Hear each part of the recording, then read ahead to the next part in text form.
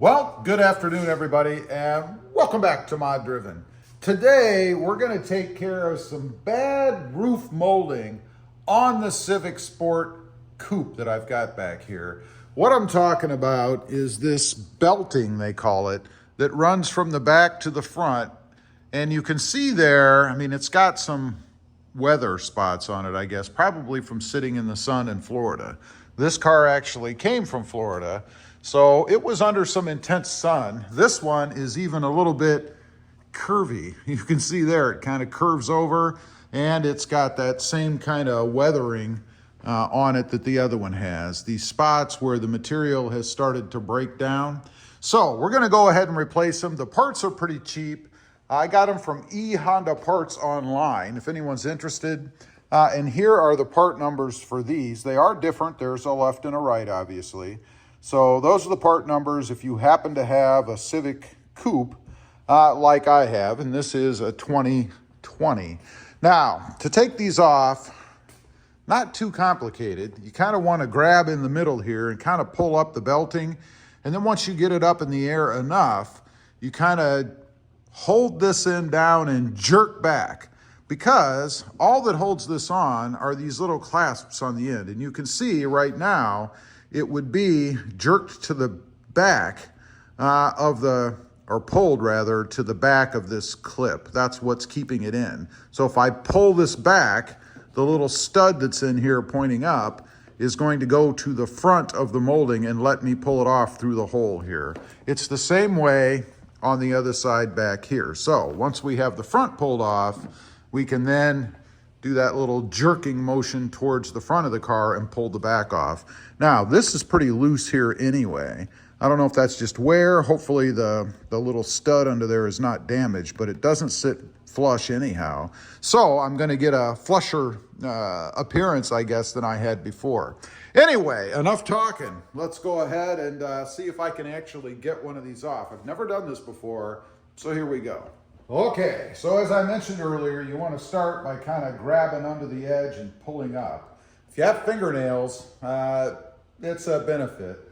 Otherwise, you can use a pry tool or something to kind of push that up underneath. We're going to try it with just my hand, see if I can get it to work that way. And I don't know how difficult, it doesn't feel too difficult. I can feel it giving way as I go here.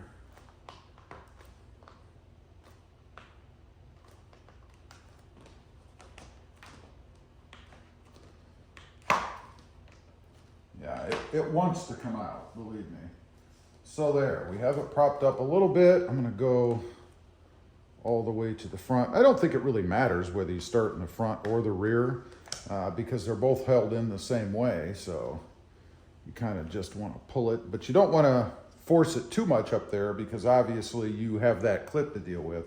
So now that I have it up in the air like this, I'm going to go ahead and hold this down. I'm going to put a little bit of pressure on it because I don't know if it's spring-loaded or not. And then I'm just going to pull on it with just some constant pressure as opposed to a jerk, at least at first. And I heard it. You guys might have heard it as well. I'm not sure how far we actually have to go. Jiggle it around a little. Might actually be forced in there on the side. Yeah, I don't think so. So I can see the bracket down there, and I can't tell yet. Okay, you have to overcome these little ridges here. There's some ridges that stick down inside there. They're right here. You have to overcome those. That's probably why you need the jerking motion.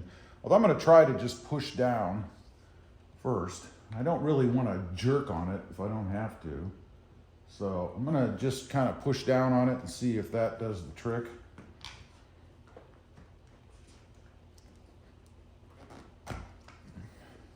And it did. There is the part I'm talking about.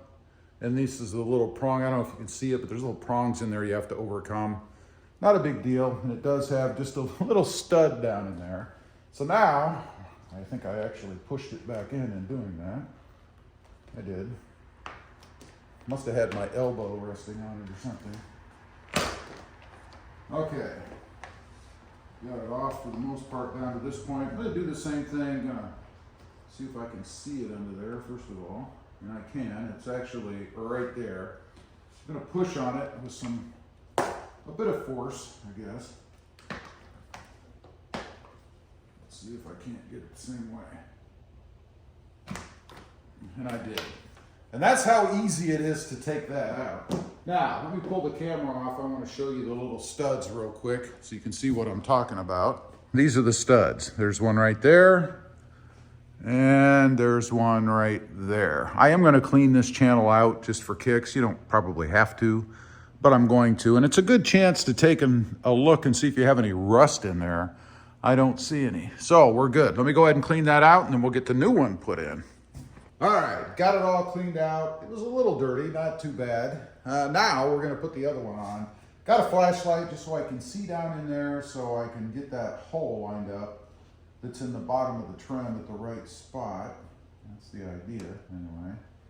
So, let's see if I can manage to get this thing on.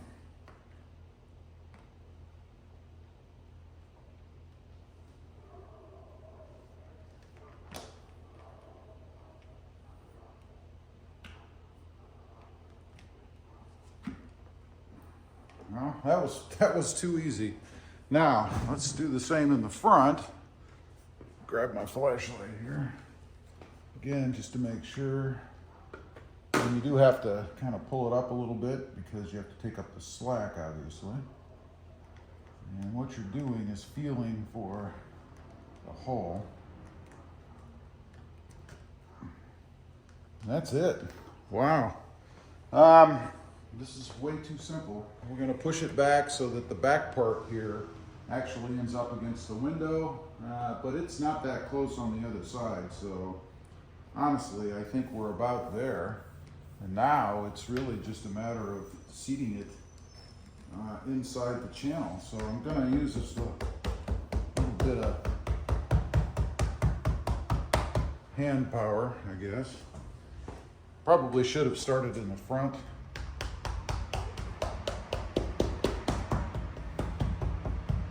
Always worries me when things are too easy, right? You always wonder, gee, something wrong? That was too easy. But that's it, it's in. So I'm gonna go ahead and do the other side, and then we'll take a look at the finished product.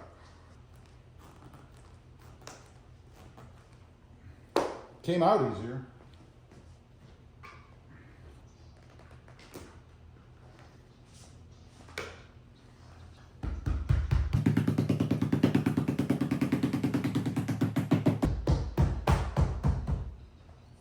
All right, there you have it.